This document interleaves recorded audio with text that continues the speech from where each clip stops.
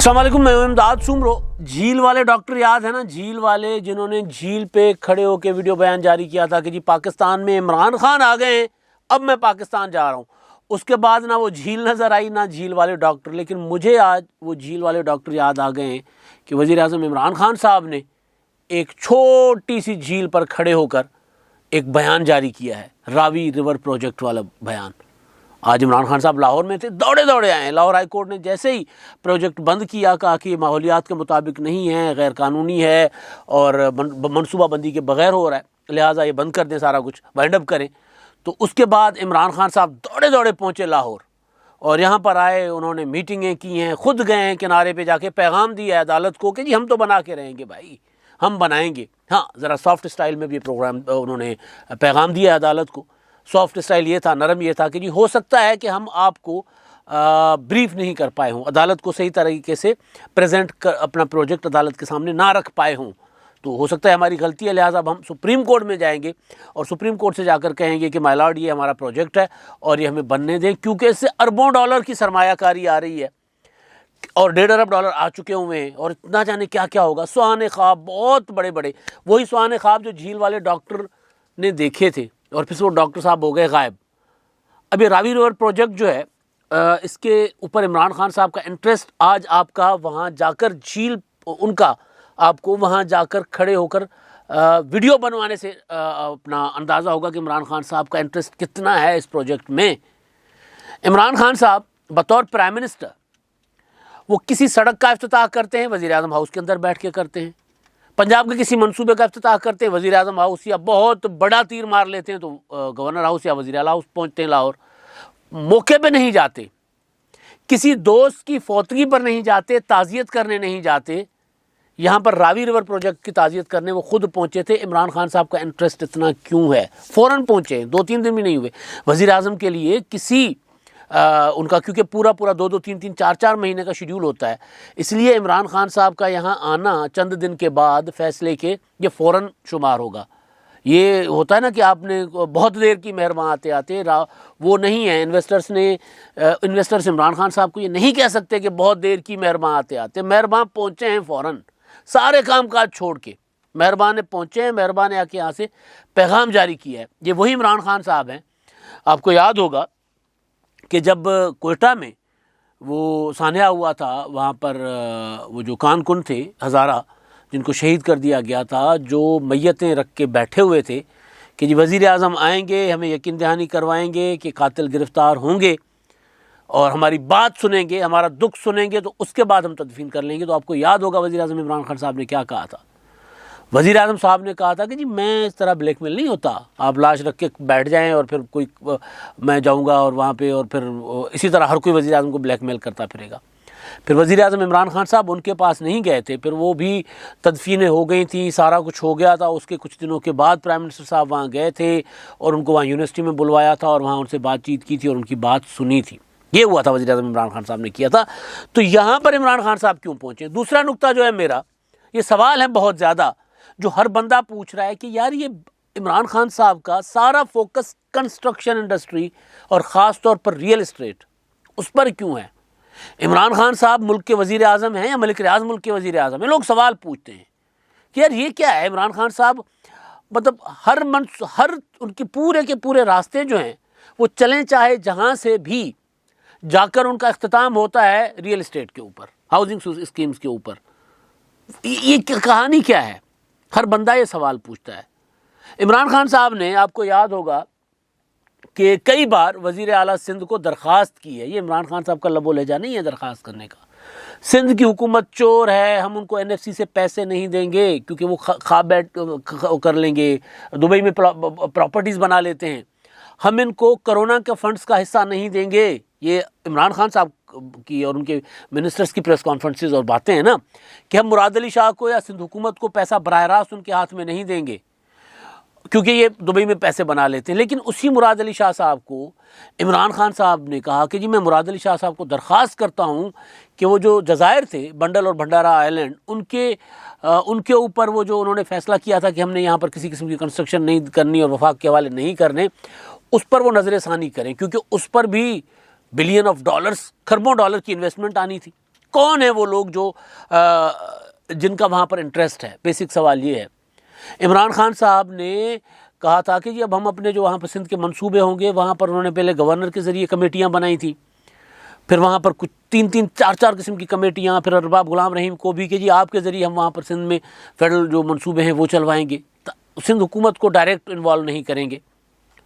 तो वो वाली सिंध हुकूमत को इमरान खान साहब अगर घुटनों के बल झुक के दरख्वास्त दें वज़ीर आज़म इमरान खान कि मुराद अली शाह साहब, ये मेरी दरख्वास्त है आपसे कि आप जज़ायर पर कंस्ट्रक्शन ना करने, वहाँ नए शहर आबाद करने के ख़िलाफ़ जो आपने फ़ैसला दिया है, वो जो आपने वफाक के साथ ताउन करने से इनकार कर दिया है, क्योंकि वो सिंध की प्रॉपर्टी है, वो जो जज़ायर है फेडरल प्रॉपर्टी नहीं है। पहले तो ये कहा गया था कि फेडरल प्रॉपर्टी है तो लिहाजा हम बना सकते हैं, फिर जब उनको बताया गया कि भाई इस हद से तक तो फेडरल प्रॉपर्टी हो सकती है, लेकिन इसके अंदर जो पानी के अंदर जो कुछ है वो सूबे का होता है, तो एक लिमिट होती है इंटरनेशनल बॉर्डर्स की, उसके वहाँ तक तो फेडरल जो है वो टेरिटरी कहलाती है, उससे पहले सूबे की कहलाती है। होता पाकिस्तान का हिस्सा है, लेकिन उसमें प्रॉपर्टी जो है, मिल्कियत जो है वो सूबे की होगी, वो सिंध होगा, बलूचिस्तान होगा, जो भी सूबा है उसकी वो प्रॉपर्टी कहलाएगी।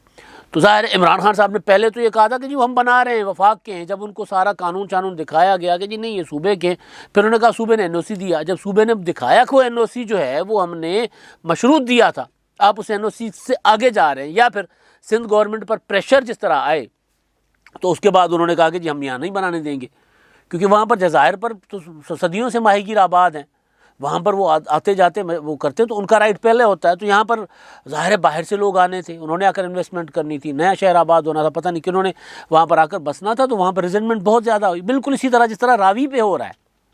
रावी पे क्या हो रहा है? रावी पे ये हो रहा है कि वहाँ पर रावी जो है वो, वहाँ पर पता नहीं हज़ारों जो ख़ानदान आबाद हैं, जो वहाँ पर काश्तकारी भी करते हैं, जो वहाँ पर कच्ची आबादियाँ हैं, पक्के गांव हैं, जो भी है वो सारा कुछ, और वो हज़ारों ख़ानदान सदियों से वहाँ पर आबाद हैं।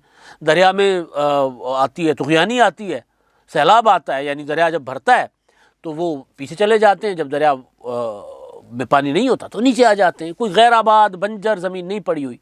जब इमरान खान साहब ने ये मनसूबा बनाया था, तो अच्छा मैं वो गुजारिश कर रहा था, तो वो वाले मुराद अली शाह साहब को इमरान खान साहब ने कहा मैं दरख्वास्त करता हूँ। ये इमरान खान साहब का लबो लहजा नहीं था, ज़ाहिर उस दरख्वास्त करने के पीछे कोई वजह होगी। इमरान खान साहब ने सबसे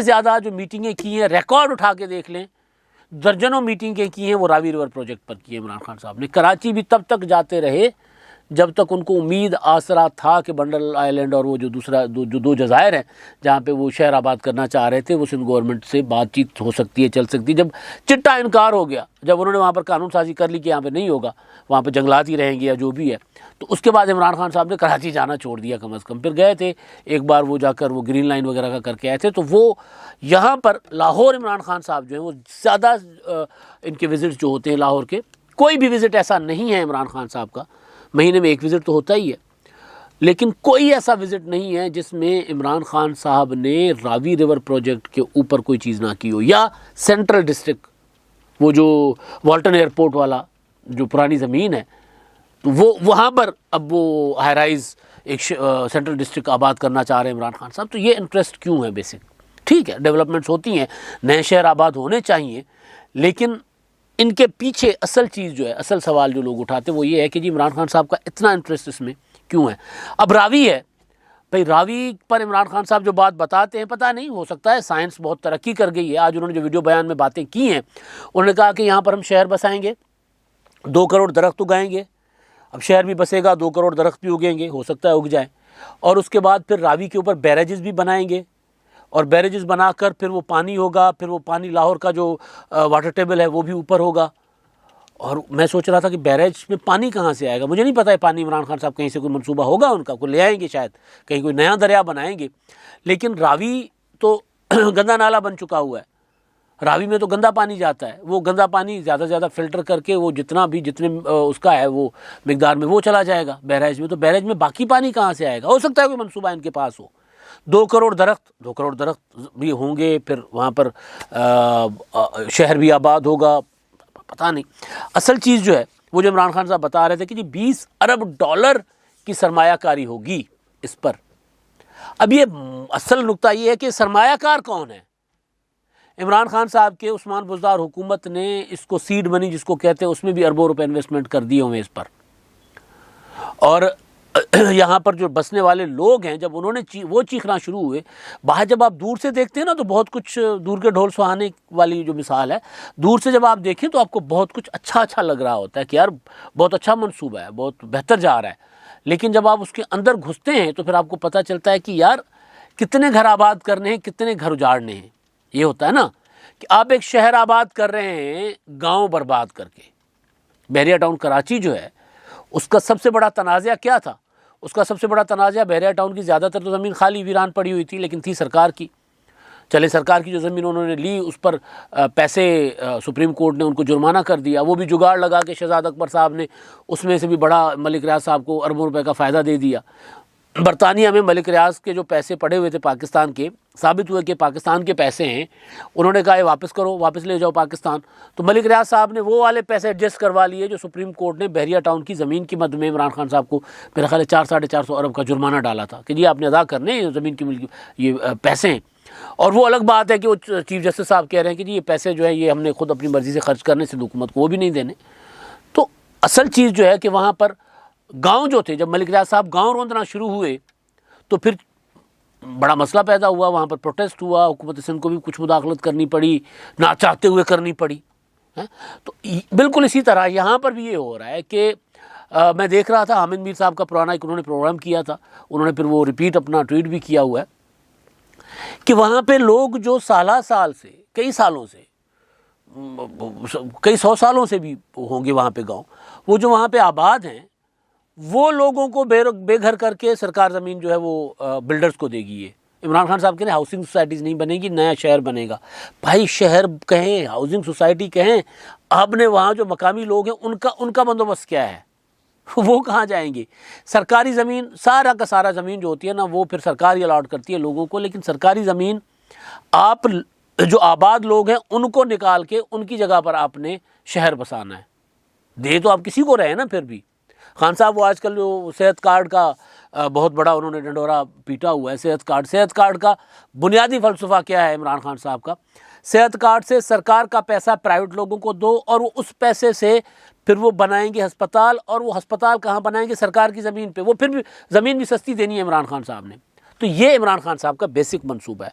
इसमें ज़ाहिर है इमरान खान साहब, मैं नाम नहीं लेना चाह रहा, बहुत कुछ जो इसमें बड़े बड़ों के नाम आ रहे हैं जो इमरान खान साहब ने बाहर से, जो इमरान खान साहब को फाइनेंस करते थे, बाहर से पैसा आ रहा है ना, डॉलर्स में आ रहा है, इमरान खान साहब को फाइनेंस करते थे। फॉरेन फंडिंग केस में भी अब नाम सामने आ गए हैं। कुछ और भी जो गिरफ्तार हुए बाहर, उन्होंने भी बता दिया था कि इमरान खान साहब को पैसा दे रहे हैं। तो बेसिकली इमरान खान साहब इस वक्त प्रॉपर्टी टाइकून बनकर बैठे हुए हैं पाकिस्तान के ऊपर, रियल इस्टेट टाइकून बनकर बैठे हुए हैं।